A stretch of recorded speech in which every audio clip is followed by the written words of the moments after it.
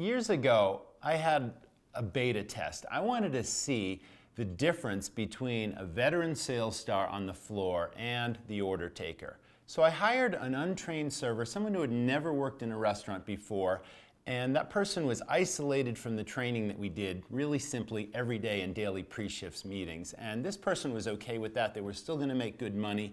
But at the end of the season, I really wanted to see the difference, not only in the amount that the person was outsold by the veterans, but also how much more tips the veteran sales stars would make. So I took two different checks from that year, and they were two top tables or deuces, and these are checks compared. On the left, we have our order taker, and on the right, we have our sales star.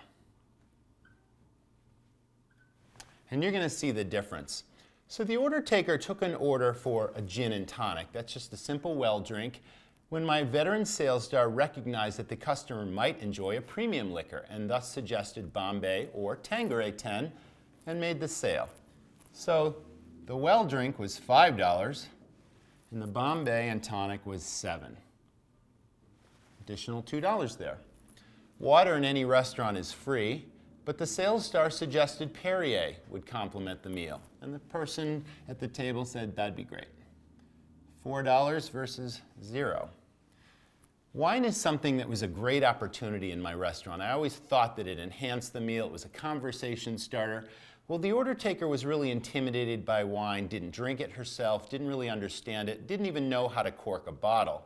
But the veteran sales star had a game plan in mind. She knew that she was going to recommend two off-the-menu specials, and she knew the perfect wine to complement that. She suggested Kendall Jackson Chardonnay, and that was $30.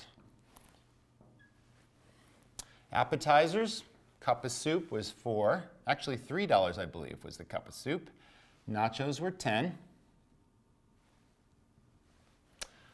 Burger and a chicken, two really nice, just regular entree items on the regular menu. Burger was $10. Chicken was $16. We had a Cajun sirloin steak and baby back ribs that were off the menu specials. Several nights a week, our kitchen crew loved to come up with really unique specials that gave the servers something really special to talk about. Sirloin was $18, and the ribs were $21. At dessert time, the order taker asked that yes/no question. Does anyone want dessert? The answer was no thanks.